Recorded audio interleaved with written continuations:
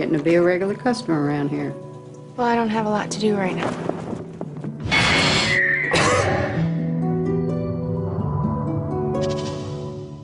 ¡Manos a la cabeza! ¡Manos a la cabeza! Buscando trabajo. ¿Qué clase de trabajo? Soy vaquero, no más. Stay down, bitch! Why overboard there, boy? They were trying to get away.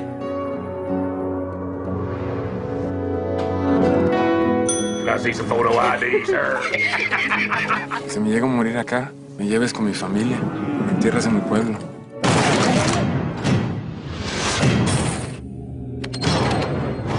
Need to talk to you. Don't fool with me, girl. What did he do? Dig him up.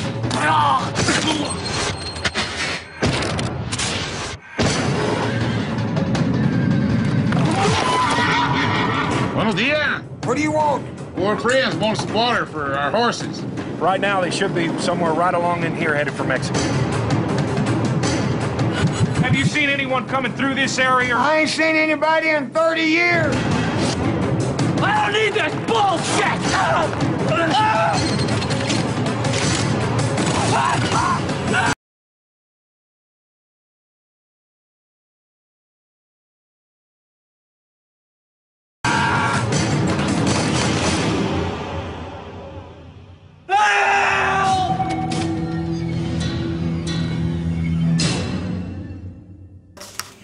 Alors, les trois enterrements de Melquiades Estrada.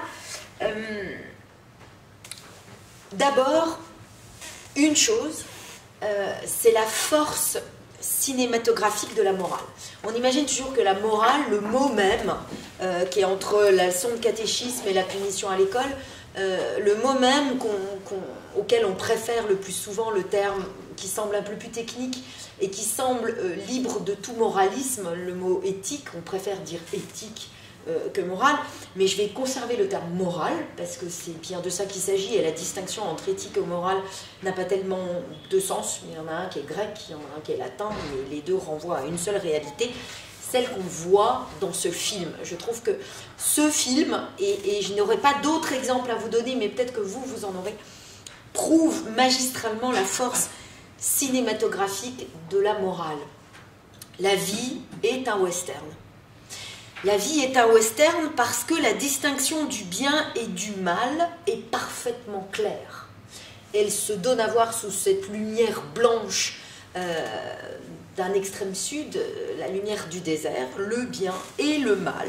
C'est pas du tout une zone grise, une zone de confusion. C'est une distinction absolument nette, c'est un premier point. Mais cette netteté n'est pas un manichéisme, car le bien, comme le mal, la rédemption, comme l'échec de toute rédemption, la femme de Mike Norton dit « is beyond redemption », tout cela reste contingent. Ça peut ne pas se produire. Il peut ne pas, Mike Norton, devenir différent de ce qu'il était. Il peut rester, comme dit sa femme, et en français, je crois que la traduction c'est irrécupérable, rester behind redemption. Donc, distinction claire et nette, mais pas de manichéisme. Le bien et le mal existent, mais ils existent en tant qu'ils sont contingents. C'est-à-dire que quelque chose pourrait ne pas s'accomplir, le bien comme le mal. C'est un premier point. J'insiste, je trouve que alors c'est un western d'un genre absolument original, mais ce que montrent ces trois enterrements, c'est que la vie et la morale sont précisément un western, au sens où c'est clair, c'est un duel au soleil, pour le dire autrement. Il y a le bien et le mal. Alors, il y a plusieurs lectures qu'on pourrait faire, évidemment, de ces trois enterrements. Moi, je privilégie la lecture morale parce que je crois que c'est l'essence même du western d'être une leçon de morale, au sens strict. Ça nous raconte quelque chose comme une fable morale. J'y reviendrai. Mais il y aurait évidemment une lecture politique. Hein, c'est d'actualité. C'est la question de la frontière, de la clandestinité, des migrants, des blancs et des Mexicains, des gringos, et de leurs opposés. D'abord, c'est très rare, vous voyez, que dans le film, qu'ils soient nommés, que les gens soient nommés. Ils sont sous des appellations plus ou moins péjoratives. Donc il y aurait évidemment cette lecture politique des villes moyennes aussi. Il y a énormément de films, c'est une tradition du cinéma américain de faire des films dont la ville, quand elle est une ville moyenne, est un des personnages principaux. Je ne sais pas si vous êtes amateur de séries, mais il y a une série toute récente. Moi, je télécharge beaucoup, donc je ne sais pas s'il est même sorti en France, qui s'appelle Sharp Object. Vous l'avez vu, je ne sais pas du tout comment c'est traduit en français, qui est à partir du livre de Lilia Flynn, Sur ma peau. Je ne sais pas si ça vous dit quelque chose. Et le personnage principal, c'est une ville moyenne américaine. Donc je cite cet exemple parce que si la série n'est pas encore arrivée en France, elle va arriver. C'est une très très belle série. Mais il y a plein d'autres exemples que vous pourrez donner, qu'on a en tête, de ces villes moyennes américaines où règne, mais alors au sens pascalien du terme, l'ennui. Il se passe rien, à part ce qui se passe à la télévision. Les seules choses qui se passent, elles se passent à la télévision dans les soap-opéras. Donc évidemment, il y aurait cette lecture-là. Et ce western est d'un genre nouveau, précisément parce que ce n'est pas un western d'action.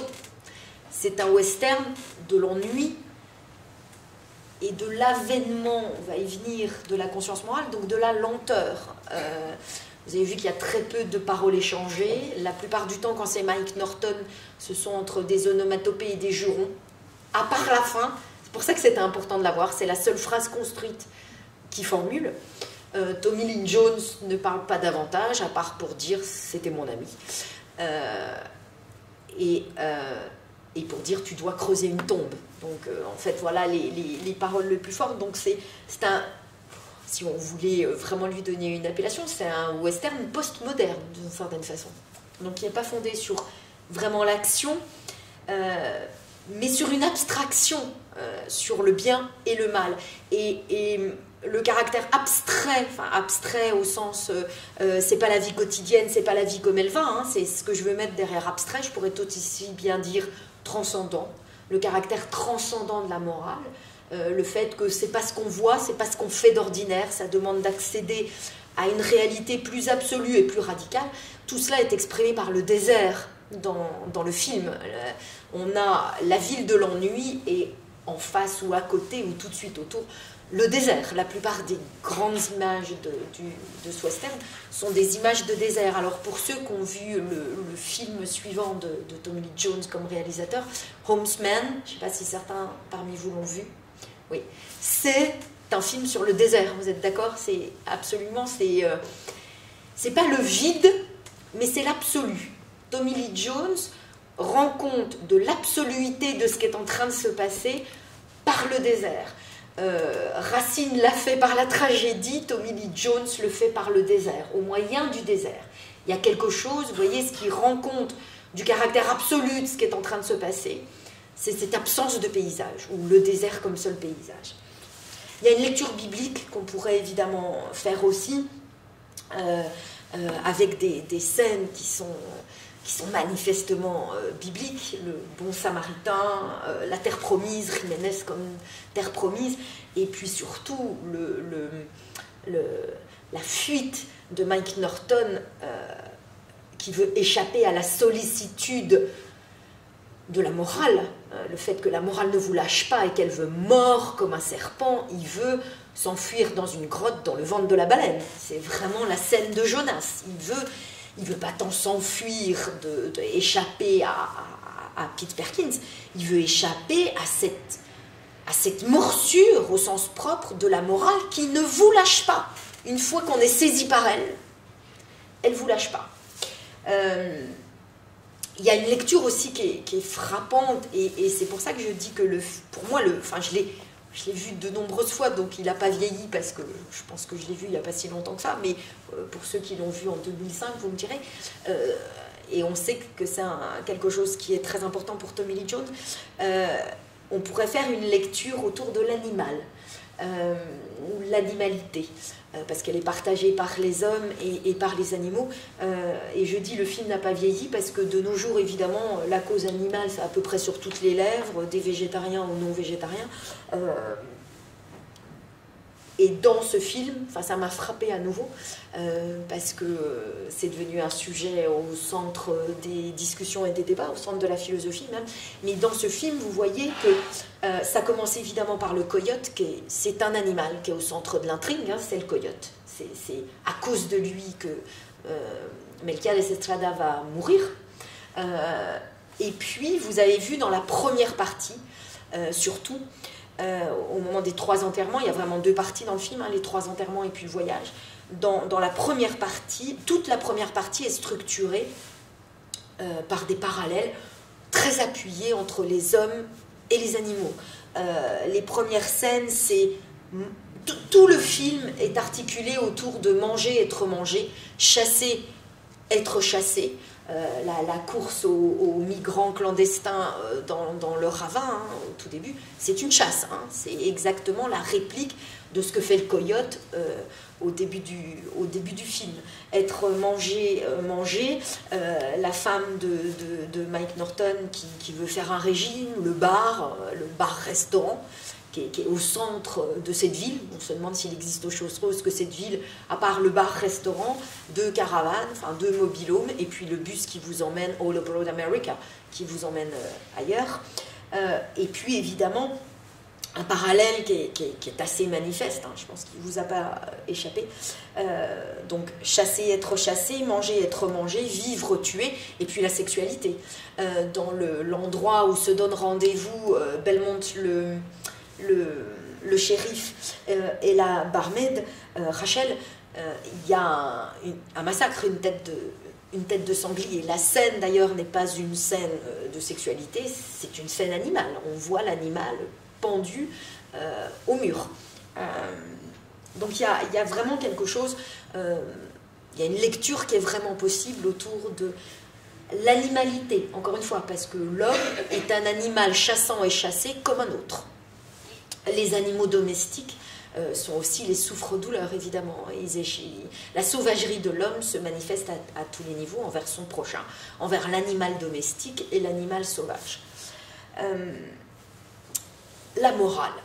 Alors, je vous le disais, je fais un cours là, au second semestre qui va commencer sur la morale, et mon fil conducteur, du début à la fin, sera les 3 enterrements. Pourquoi? Alors, parce que nous avons une définition de la morale. Alors, si vous voulez bien, je vais reprendre les points qui me semblent être autant de définitions, et puis vous allez pouvoir y raccrocher les scènes du film, autant de définitions de la morale. D'abord, la morale, c'est cette absoluité du bien et du mal, je l'ai dit, c'est-à-dire que là où la scène de la morale, c'est pas une scène de civilité. Ce que montre Tommy Lee Jones, ça ne se passe pas en ville, ça se passe en dehors, dans ce désert. Ce que montre Tommy Lee Jones, c'est que la morale, ce n'est pas une question d'éducation, de normes, d'interdits, de convenances, de conventions. Ce n'est pas quelque chose qui est né et qui se résumerait à une question de civilité ou d'urbanité, quelque chose qui se passerait dans la ville des hommes et qui naîtrait uniquement avec la société, qui serait donc un système de loi. Non, la morale, c'est plus radical, plus profond et plus absolu que ça. C'est ce face-à-face entre le bien et le mal dans le désert. Et la deuxième chose, la grande leçon de ce film, encore une fois, le choix de ce film et le fait qu'il m'a accompagnée depuis que je l'ai vu en philosophie, c'est parce qu'il m'a fait comprendre ces choses-là. Je ne plaque pas sur le film quelque chose qui serait une doctrine philosophique et que le film illustrerait. Ce film m'a vraiment aidé à penser la morale. La deuxième chose qui m'a fait comprendre, c'est qu'il y a cette absoluité du bien et du mal, et en même temps, et c'est le paradoxe de la morale, ce bien et ce mal me concernent en propre. Tant que cela ne me concerne pas en propre, Ça n'existe pas. C'est vraiment ce qui arrive à Mike Norton. Et donc, à côté du bien et du mal, il faut parler du bon et du méchant, du gentil et du méchant. Parce que la morale est à la fois quelque chose d'absolu et quelque chose qui me concerne singulièrement, en propre, moi. Tant que je n'ai pas repris la morale, il y a une véritable reprise, tant que je n'ai pas repris la morale à mon niveau, pour moi, tel que je suis, la morale n'existe pas. Donc la force de ce western, et précisément parce que c'est un western, c'est de nous montrer que le bien et le mal, c'est aussi, dans son absoluité, la question du bon et du méchant, du gentil et du méchant. Alors ça paraît enfantin que je reprenne ces termes-là, mais je pense qu'il faut accepter cette leçon du western et du film de Tommy Lee Jones. La morale, c'est l'absoluité, la radicale distinction que je connais, à laquelle je n'échappe pas entre le bien et le mal. Mais c'est aussi dans cette absoluité ce qui me concerne en propre. La question de est-ce que je suis quelqu'un de bien ou quelqu'un de mauvais. Le troisième point, donc absoluité, encore une fois, en termes kantiens, on dirait la morale, ce n'est pas la causalité, l'enchaînement causal, empirique, des événements, de tout ce qui est déterminé. C'est autre chose, c'est accéder à une autre scène qui ne nie pas que les choses sont enchaînées. C'est ce qu'essaie de faire Mike Norton en permanence. Oui, c'est pas ma faute, mais j'ai pas compris, il était là. Il explique par l'empirique, par la situation, le contexte, les circonstances. Et tant qu'il n'a pas accédé à cette autre scène, qui est véritablement la scène de la morale, il va parler de mistake. C'était une mistake, une erreur. Non, non. Il y a une autre scène. Cette scène qui ne dépend pas des choses telles qu'elles étaient, du contexte, des circonstances. Une scène absolue où je suis à la fois libre de faire le bien et libre de ne pas le faire. C'est cette scène-là à laquelle il doit accéder, et c'est dans les 2 dernières minutes. Les 2 dernières minutes seulement, il comprend qu'il y a une autre réalité que la réalité du oui, mais c'est les circonstances, je n'ai pas vu, etc. Mais je suis ce que je suis et les choses sont comme ça. Vous savez, la morale, ce n'est jamais le c'est comme ça ou je suis comme ça. C'est au contraire accéder à une autre réalité. Donc c'est cette absoluité de la morale qu'il ne faut absolument pas nier, mais qu'il faut comprendre qu'elle vient me rencontrer et m'attraper. Elle va me chercher dans les grottes où je vais aller me réfugier. Elle vient me chercher dans ma singularité et mon existence la plus concrète. Donc le bien et le mal, c'est quelqu'un de bien ou quelqu'un de mauvais, c'est le gentil et le méchant. Et la troisième chose qui est importante, c'est tout ce que le film nous montre que la morale n'est pas. La morale n'est pas œil pour œil, dent pour dent.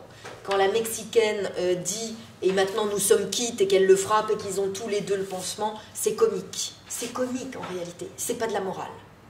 Ce que montre Tommy Lee Jones et que je trouve très très fort, c'est le ridicule de la loi du talion.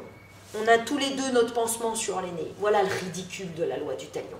Ça a fait accéder personne à la moralité.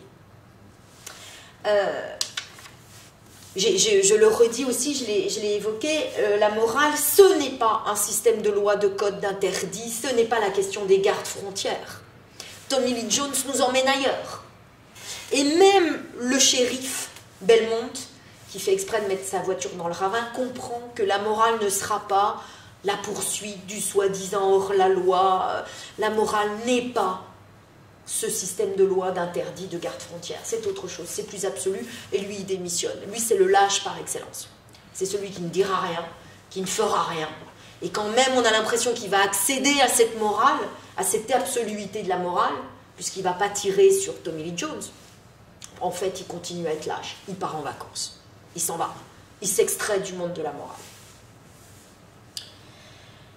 La morale, ce n'est pas la crainte. C'est pas la crainte du revolver. Tant que Mike Norton en reste à agir sous la contrainte de la crainte du revolver, il n'accède pas à la moralité. C'est quand on lui ôte les menottes et qu'il creuse la tombe et qu'il finit dans les, grâce à Cécile qu'on a pu entendre, les dernières paroles. It's gonna be alright. Tout va bien se passer. Il pose enfin une question, il formule une phrase. Il n'est plus uniquement sous la crainte du revolver, ni, souvenez-vous de la scène où il agresse justement la Mexicaine et que Gomez lui dit, le garde Fontaine, je ne veux pas que tu en fasses trop parce que je ne veux pas avoir de problème. Et il lui répond, mais j'en ai pas trop fait, c'est normal. Il fuyait, j'ai rendu la justice. Donc il est sans esprit, soit dans la crainte du revolver, soit dans l'espérance d'une récompense. Et entre les deux, voilà à quoi je voulais aussi aboutir, parce que ça me semble fondamental. Entre les deux, qui est Mike Norton? L'athée éthique ou l'athée morale par excellence. Ça ne le concerne pas. Ça ne le touche pas. La morale pour lui n'existe pas. N'existe pas. Melquiades, il l'a tué par erreur, il l'enfouit, il l'enterre. Le premier enterrement, c'est son indifférence morale. L'autre n'existe pas. La morale n'existe pas. Le bien et le mal, c'est quelque chose qu'on enterre. Le méchant de ce film est le méchant par excellence. Pourquoi? Parce qu'il est ni démoniaque, ni satanique, ni monstrueux, ni même sauvage, ni même animal. C'est pas une bête, c'est pas un monstre, c'est pas un démon. C'est l'Américain moyen, comme il peut y avoir un Français moyen, c'est vous et moi, après tout. Et dont la méchanceté se manifeste par cet athéisme moral. Pour lui, la morale n'existe pas. Donc le film, qui est un western, parce qu'il comprend cette part initiatique qu'ont tous les westerns, et si vous voulez voir Homesman, c'est un western aussi, c'est exactement cette dimension initiatique de tout western. Le film ne va pas être un film sur la rédemption. C'est une première lecture qu'on pourrait faire, mais ce n'est pas la bonne. Le film de Tommy Lee Jones, c'est la définition de la tâche du gentil. À quoi on reconnaît le gentil? Au fait qu'il a pour tâche de nous sortir de notre sommeil moral. Il a pour tâche de nous éveiller à la morale. Tout le film est sur le fait de faire advenir une conscience morale. De donner une conscience morale à qui n'en a pas.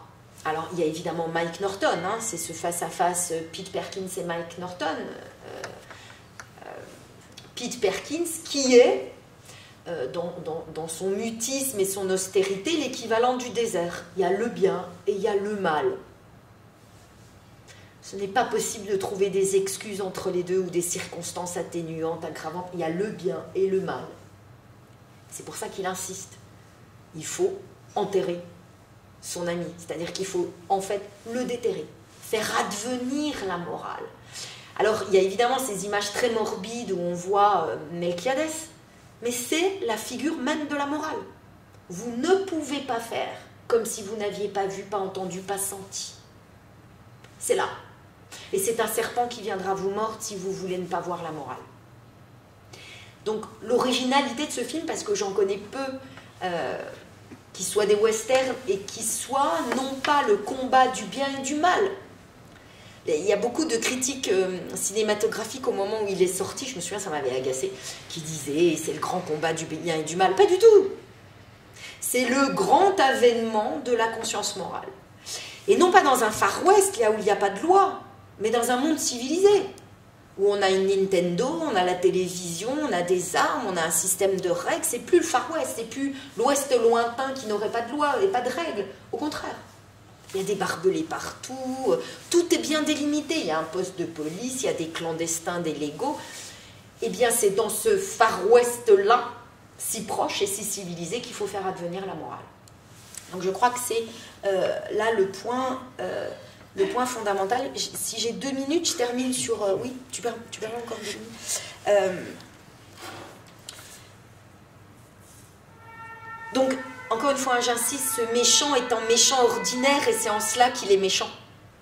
Parce qu'il est ordinaire, il est, encore une fois, ni pervers, ni... À la limite, non, et c'est loin d'être un délinquant ou un voyou, un hors-la-loi. Il est garde-frontière. Il est la loi. Il est la loi. Donc, et je pense qu'il ne faut absolument pas, quand je dis ça, plaquer sur le film quelque chose qui nous viendrait d'Hannah Arendt et qui serait la banalité du mal. Parce que je crois que c'est pas ça chez Tommy Lee Jones. C'est à la fois effectivement la banalité du mal, c'est-à-dire le méchant n'est pas un monstre, il est parfaitement ordinaire. Et ce n'est pas ça parce que, encore une fois, le cœur du film, c'est qu'on ne peut pas, même si on le voudrait, échapper à la sollicitude de la morale. La morale vient vous chercher. L'agnosticisme moral, c'est le shérif, c'est Belmont. Moi, peut-être que c'est pas vraiment bien d'avoir tué Melquiades, mais je prends des vacances et je m'en vais. L'athée moral, c'est Mike Norton. Oui, mais c'est pas une mauvaise action ce que j'ai fait, c'est une erreur, j'ai pas vu, j'ai pas compris. Tant qu'on n'est pas à la toute fin du film, il n'a toujours pas accédé à la morale. C'est-à-dire à la certitude que le bien et le mal existent et que je suis, en tant que j'existe, juge de moi-même. C'est-à-dire que le bien et le mal existent, je dois les reprendre, il y a une reprise morale à mon niveau, et en même temps, moi-même, j'existe comme juge de moi-même. Et c'est pour ça qu'il dit cette dernière phrase. C'est parce qu'il peut enfin voir l'autre et lui parler, c'est la seule adresse qu'il fasse. Vous avez remarqué que les paroles, les répliques de Mike Norton ne sont jamais des adresses. Il ne s'adresse jamais à quelqu'un. Ou ce quelqu'un, c'est les Mexicains, etc. Il ne s'adresse jamais. Il peut enfin, à la toute fin, c'est pour ça que c'était important que vous l'entendiez, et vous le voyez, il ne s'adresse enfin à quelqu'un parce que lui-même a accédé à la morale. Mine de rien, il y a là la grande controverse entre Ricoeur et Lévinas, en 2 mots. Pour Lévinas, la morale, c'est l'autre. Je n'accède à la morale que parce que l'autre m'y fait accéder. Je vais très vite, hein, ça demanderait des développements plus complexes, mais il y a cette idée que l'être, c'est l'autre. C'est-à-dire que mon rapport à l'être est biaisé, confisqué, découvert parce qu'il y a l'autre. Il y a de la morale parce qu'il y a de l'autre. Et Ricoeur, contre cette hyperbole de l'autre, rectifie, notamment dans Soi-même comme un autre, et il montre que pour qu'il y ait l'autre, pour accueillir l'autre, il faut que je sois capable de se descendre en moi-même, de ce décentrement, c'est-à-dire de faire place à de l'altérité en moi. Et cette altérité, c'est quoi? C'est la capacité précisément d'être juge de mes actes. L'autre, c'est pas l'autre dehors, c'est d'abord l'autre en moi. Le fait que je puisse m'ériger en juge de moi-même. Et donc l'autre n'existe pour moi que dans la mesure où je suis capable moi-même d'exister moralement. Et je trouve qu'il n'y a pas plus parfaite illustration de cette réponse de Ricoeur, qui est en fait celle d'Hannah Arendt, cette réponse de Ricoeur à Lévinas. L'autre, c'est pas l'autre qui me fait accéder à la morale, c'est la moralité qui, accédant en moi, en me faisant juge de moi-même, me permet de m'adresser à l'autre. Et c'est la toute fin du film. Oui, et je termine sur une dernière chose. C'est pas un film de vengeance ni de culpabilité. Je l'ai lu aussi chez des critiques et ça m'a tout autant agacé. C'est pas une vengeance que fait Tommy Lee Jones. Il le fait accéder.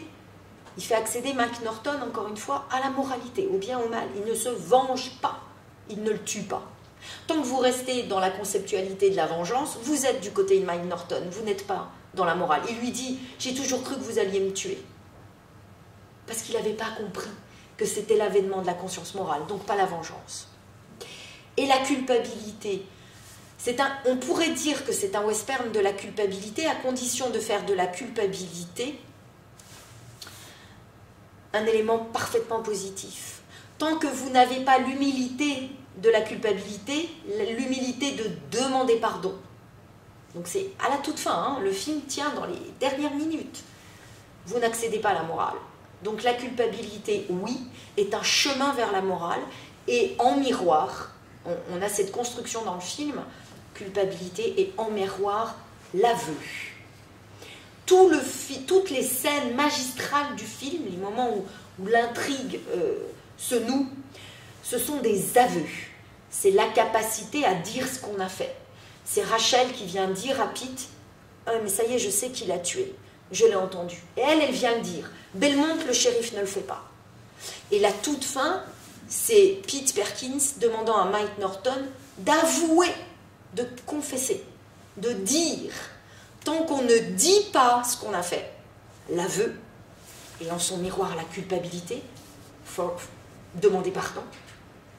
C'est ça, la construction en miroir, les deux piliers de la moralité. Moi, je terminerai sur ce point-là.